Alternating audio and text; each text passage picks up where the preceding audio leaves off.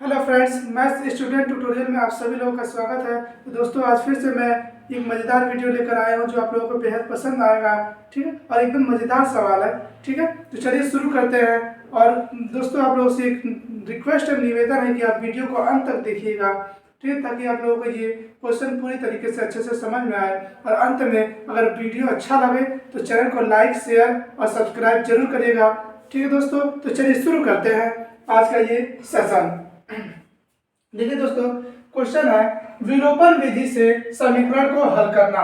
विलोपन विधि से समीकरण को हल करना, क्या करना है? समीकरण को विलोपन विधि से हल करना है। देखिए दोस्तों, समीकरण को हल करने की दो विधियां होती हैं। एक होता है प्रतिस्थापन विधि, जो कि मैं पहले वीडियो में बता चुका हूं, और ये है दूसरा क्लास उसी का। ठीक है ना, विलोपन विधि से समीकरण को हल करना है। तो दोस्तों, आप लोग को बता दूं, जो प्रतिस्थापन विधि होता है और विलोपन विधि होता है, इन दोनों विधियों में जो विलोपन विधि होता है बहुत ही आसान होता है, इजी होता है प्रतिस्थापन विधि के सापेक्ष। ठीक, बहुत ही आसान होता है। तो चलिए इसको शुरू करते हैं और इसे सॉल्व करते हैं। तो विलोपन विधि से समीकरण को हल करना। देखिए दोस्तों, ऐसे समीकरण दिया रहेगा, दो समीकरण, ठीक है ना। इसे हमें क्या करना है? विलोपन विधि से हल करना है। देखिए विलोपन, विलोपन का मतलब होता है, विलोप का मतलब होता है गायब होना। क्या होता है? गायब होना, यानी किसी एक टर्म को, किसी एक पद को क्या कर देना, हमें गायब कर देना है। तो देखिए ये क्वेश्चन है x + y = 7, ये समीकरण नंबर 1 है। और 2x - y = 8, ये समीकरण नंबर 2 है। तो देखिए दोस्तों, हमें ये देखना होता है सबसे पहले, जब भी विलोपन विधि से चाहे प्रतिस्थापन विधि से, तो मेनली अगर विलोपन विधि से सॉल्व करना है तो हम ये देखेंगे कोई एक टर्म क्या होना चाहिए, यानी कोई एक पद क्या होना चाहिए, बराबर होना चाहिए दोनों समीकरण में। जैसे देखिए x है, यहाँ 2x है, तो ये आपस में बराबर नहीं है। कोई एक पद क्या होना चाहिए, बराबर होना चाहिए। देखिए यहाँ y है, यहाँ भी y है, यानी ये पद क्या है, आपस में बराबर है। तो हम क्या कर सकते हैं, विलोपन विधि से इसको हल करेंगे। अगर बराबर नहीं होता है तो हम सॉल्व कर लेते हैं, गुणा करते हैं समीकरणों में, चाहे इसमें जिसमें गुणा करे बराबर हो जाए कोई एक पद, ठीक है ना, तब उसे हम सॉल्व करेंगे। अभी वैसा क्वेश्चन भी मैं आप लोगों को एक सॉल्व करा दूंगा, ठीक है ना। पहले इस क्वेश्चन को देखते हैं। देखिए एक पद क्या होना चाहिए, बराबर होना चाहिए। देखिए यहाँ भी y है, यहाँ भी y है, यानी ये पद क्या है, बराबर है। और हमें ये भी देखना है इसमें, देखिए यहाँ प्लस है, यहाँ माइनस है, यहाँ क्या है, प्लस है, यहाँ माइनस है, विपरीत चिन्ह है ना, क्या है, विपरीत चिन्ह है। तो दोस्तों ध्यान रखिएगा, जब भी समीकरण को विलोपन विधि से हल करेंगे, अगर विपरीत चिन्ह होगा, दोनों समीकरण देखेंगे हम, और हम देखेंगे समीकरण में अगर विपरीत चिन्ह है, देखिए यहाँ प्लस है, यहाँ माइनस है, ये दोनों अलग अलग चिन्ह है, समान नहीं है। तो जब विपरीत चिन्ह होगा तो हम क्या करेंगे, समीकरण को जोड़ते हैं। ये ध्यान रखिएगा, कहीं भी ऐसा क्वेश्चन आ जाए, अगर विपरीत चिन्ह होगा तो समीकरण को हम जोड़ते हैं, ये ध्यान रखिएगा। जब भी विपरीत चिन्ह होगा तो हम क्या करते हैं, समीकरण को जोड़ते हैं। और अगर समान चिन्ह होता, मान लीजिए यहाँ माइनस है, यहाँ माइनस होता, तो समीकरण को घटाते।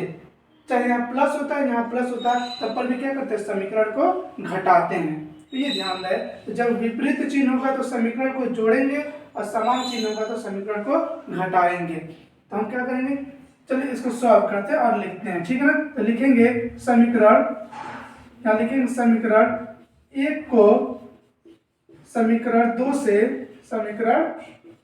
से घटाने पर, नहीं दोस्तों, घटाने पर नहीं, ये ध्यान रखिएगा, ये प्लस है, ये माइनस है, विपरीत चिन्ह है, तो समीकरण को हम जोड़ेंगे, ठीक है ना। तो समीकरण 1 को समीकरण 2 से जोड़ने पर क्या लिखेंगे, जोड़ने पर, ये ध्यान रखिएगा, स्टेप ध्यान रखिएगा, समीकरण 1 को समीकरण 2 से जोड़ने पर। चलिए लिखते हैं दोस्तों, समीकरण 1 x + y = 7 है, और दूसरा समीकरण है 2x - y = 8। ठीक है दोस्तों, हमें क्या करना है, समीकरण को जोड़ना है, ठीक है। तो ये प्लस प्लस क्या हो जाएगा, माइनस, ये प्लस माइनस प्लस, तो ये प्लस प्लस क्या हो जाएगा, माइनस। देखिए ये समान राशि ये कट जाएगा, ये क्या होगा, समान राशि ये कट जाएगा, और ये जुड़ जाएगा। देखिए 2 और 1 कितना होगा, 3x, क्योंकि हम लिखे समीकरण को जोड़ने पर, बराबर, ये 8 और 7 कितना हो जाएगा, 15। ठीक है, अब देखिए 3x = 15 है, ये x = क्या हो जाएगा, 15 और बटा, ये देखिए 3 गुणे में है ना, तो जो गुणे में हमें x का मान निकालना है, तो जो भी इधर होगा इसका पक्षांतर हम दूसरी तरफ कर देंगे। तो ये 3 है, गुणे में दूसरी तरफ पक्षांतर होगा तो भाग में हो जाएगा। यहाँ देखिए अब 3 से क्या करेंगे, 15 को भाग कर देंगे, 3 एकम 3, 3 पाँचे 15। तो x का मान हमारा निकल के आ जाएगा 5। कितना आ जाएगा, x का मान निकल के आ जाएगा 5। यहाँ लिखेंगे x बराबर कितना आ गया 5, यानी x की वैल्यू निकल कर आ गई। अब हम क्या करेंगे दोस्तों, जब हमारे x की वैल्यू निकल के आ जाएगी तो ये x के वैल्यू को हम क्या करेंगे, समीकरण 1 में रख देंगे तो हमें y का मान मिल जाएगा। तो लिखेंगे x का मान, लिखेंगे x का मान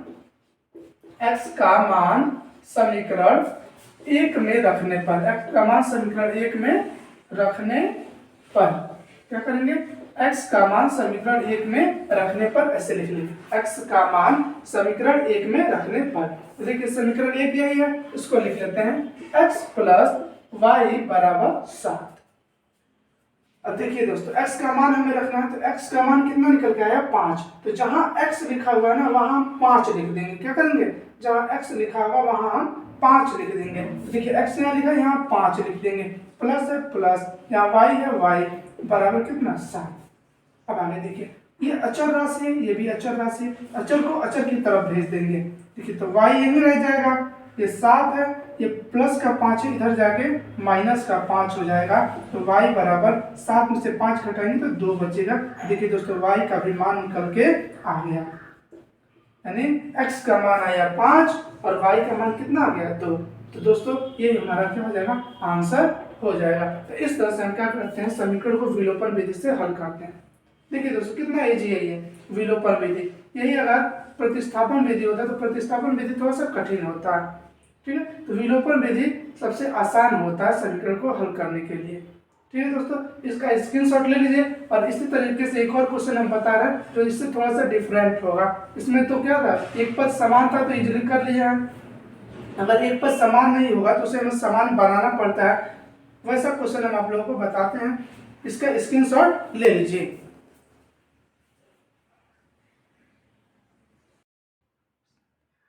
हाँ तो दोस्तों देखिए, ठीक है, ऐसे ही दूसरा क्वेश्चन लेकर आया हूँ, ठीक है ना, जो क्या है कि कोई एक पद इसमें से बराबर नहीं है। अभी इससे पहले जो सॉल्व किया है पहला क्वेश्चन, ठीक है ना, उसी की जैसा ये भी क्वेश्चन है, इसको भी हमें विलोपन विधि से ही हल करना है। लेकिन क्या है, इसमें कोई भी पद क्या है आपस में बराबर नहीं है। तो जब इस तरह से क्वेश्चन होगा तो हमें क्या करना होता है, किसी एक पद को बराबर करना होता है, किसी एक पद को क्या करना होता है, बराबर करना होता है, और उसके बाद से क्या करेंगे, हम समीकरण को हल कर लेंगे इस विधि से, विलोपन विधि से। तो देखिए यहाँ 3x प्लस वाई बराबर 4 है, समीकरण नंबर 1 है, और यहाँ x प्लस 2y बराबर 3 है, समीकरण नंबर 2 है। तो देखिए कोई टर्म बराबर नहीं है, यहाँ देखिए 3x है, यहाँ एक ही x है, यहाँ 1y है, यहाँ 2y है, यहाँ 4 है, यहाँ 3 है, कोई बराबर नहीं है। तो हम क्या करेंगे, इसी एक टर्म को बराबर करने के लिए हम क्या करेंगे, गुणा करते हैं। क्या करते हैं, गुणा करते हैं। तो देखिए यहाँ 3x प्लस वाई बराबर 4 है, यहाँ x प्लस 2y बराबर 3 है। तो हम क्या करेंगे दोस्तों, इस समीकरण अगर हम 2 में 3 से गुणा कर दें, कितने से गुणा कर दें, 3 से गुणा कर दें, तो एक टर्म क्या हो जाएगा हमारा, बराबर हो जाएगा। देखिए यहाँ 3x है, यहाँ x अगर 3 से गुणा कर देंगे तो 3x हो जाएगा। तो देखिए 3x यहाँ भी हो जाएगा, 3x यहाँ भी हो जाएगा, यानी एक टर्म क्या हो जाएगा, बराबर हो जाएगा। तब हम क्या कर सकते हैं, इस टर्म का विलोप कर सकते हैं, यानी इसको गायब कर देंगे। तो हमें देखना होता है कि कितने से गुणा करें कि वो समीकरण क्या हो जाए, दूसरे समीकरण के किसी एक पद के बराबर हो जाए, ठीक है। तो ध्यान से देखें, देखिए यहाँ 3x अगर हम 3 से गुणा कर देना तो 3x ये भी हो जाएगा, ये भी हो जाएगा, यानी इसका लोप हम कर सकते हैं। तो हम लिखेंगे समीकरण 2 में, क्या लिखेंगे, समीकरण 2 में 3 से गुणा करने पर, समीकरण 2 में 3 से गुणा करने पर क्या करेंगे, लिखेंगे समीकरण 2 में 3 से गुणा करने पर। ये ध्यान रखिएगा, जब भी समीकरण में कोई भी एक पद बराबर ना हो तो हम क्या करेंगे, किसी न किसी संख्या से गुणा करेंगे जिससे बराबर हो जाए कोई एक पद। चूज कर देखिए 3x से 3 से गुणा कर देंगे तो बराबर हो जाएगा, ठीक है। और मान लीजिए यहाँ 3x नहीं होता, केवल x होता, और यहाँ मान लीजिए 5x होता, तो हम क्या करते हैं, यहाँ 2 से गुणा कर देते अगर, तो 2y बराबर हो जाता, तो कोई एक टर्म क्या हो जाता, बराबर हो जाता है, ठीक है ना। तो आराम से इसको सॉल्व कर लेते हैं। तो यहाँ हम करें 3 से गुणा कर दिए तो बराबर हो जाएगा। तो देखिए समीकरण 2 में 3 से गुणा करने पर, तो समीकरण 2 ये इसमें 3 से गुणा करेंगे तो 3x हो जाएगा। क्या होगा 3x प्लस 3 दूना 6y अब बराबर 3 तरीका 9, इस ये हो जाएगा समीकरण नंबर 3। इसको हम मान लेंगे समीकरण नंबर 3। अब देखिए, अब यहाँ देखिए हम आप लोग से बताए हैं अगर समान चिन्ह होगा, क्या होगा, समान चिन्ह होगा तो समीकरण को घटाते हैं, और अगर विपरीत चिन्ह होगा यानी यहाँ प्लस है यहाँ माइनस होगा तो समीकरण को जोड़ते हैं। लेकिन ऐसा नहीं है, देखिए यहाँ समान चिन्ह है, क्या है, समान चिन्ह है तो समीकरण को घटाते हैं। तो लिखेंगे समीकरण 1 को समीकरण 3 से घटाने पर, क्या लिखेंगे, समीकरण 1 को समीकरण 3 से घटाने पर, तो देखिए समीकरण 1 है, ये लिख लेंगे यहाँ 3x प्लस y बराबर 4, और समीकरण 3 कितना है, ये है 3x प्लस 6y बराबर 9। क्या करेंगे हम इसको घटा लेंगे, तो प्लस प्लस माइनस और प्लस प्लस माइनस, तो ये वाला टर्म देखिए कट जाएगा क्योंकि एक प्लस में है एक माइनस में हो जाएगा, तो ये कट जाएगा, 3 में से 3 घटाएंगे 0 हो जाएगा। ठीक, यहाँ देखिए 6 में 6y है, यहाँ 1y है, तो 6y में से 1y घटाएंगे तो कितना बचेगा, 5y बचेगा। क्या बचेगा, 5y, वो भी माइनस का बचेगा क्योंकि माइनस वाले देखिए जब साइन चेंज कर लेते हैं ना, देखिए प्लस है यहाँ प्लस माइनस हो गया ना, इस वाले चिन्ह से हमें कोई मतलब नहीं होता है। अब ये वाला जो साइन लगाए हैं ना, इससे हमें मतलब है, ठीक है। तो देखिए 6 में से 1y घटेगा तो कितना होगा, 5। देखिए यहाँ माइनस है यहाँ प्लस हो गया, और इसे हम समीकरण को क्या लिखेंगे, घटाने पर, तो घटाएंगे तो 6 में से 1 घटाएंगे तो कितना होगा, 5y, लेकिन माइनस वाले संख्या अधिक है तो यहाँ माइनस का चिन्ह आ जाएगा, इक्वल टू ये 9 में से 4 घटाएंगे कितना होगा, 5, और यहाँ भी क्या होगा, ये माइनस का साइन आ जाएगा क्योंकि माइनस वाली संख्या अधिक है। तो -5y बराबर कितना आ गया, -5। तो देखिए यहाँ माइनस से माइनस को कैंसिल कर देंगे और y बराबर कितना हो जाएगा, ये 5 है 5, यहाँ देखिए 5 गुणे में इधर जाएगा तो भाग में हो जाएगा, तो ये 5 कम 5 एक बार में कट जाएगा, तो y का मान निकल के आ जाएगा y बराबर 1। y का मान कितना निकल के आ गया, 1 निकल कर आ गया। अब हम क्या करेंगे, इस y के मान को समीकरण 1 में रख देंगे तो हमें x का मान मिल जाएगा। तो यहाँ लिखेंगे y का मान समीकरण 1 में रखने पर, y का मान समीकरण 1 में रखने पर, ये ध्यान रखिएगा। जब ऐसे y का मान निकल के आ जाए तो इसको हम क्या करेंगे, समीकरण 1 में रख देंगे तो हमें x का मान निकल जाएगा। मान लीजिए x का मान निकलता तो समीकरण 1 में रखते तो y का मान निकल जाता, ठीक है ना। तो y का मान तो निकल गया, 1 आ गया, तो हम क्या करेंगे, y के मान को समीकरण 1 में रख देंगे तो हमें x का मान निकल जाएगा। तो समीकरण 1 यही है 3x प्लस y बराबर 4। अब देखिए जहां y लिखा होगा समीकरण 1 में वहां हम 1 रख देंगे।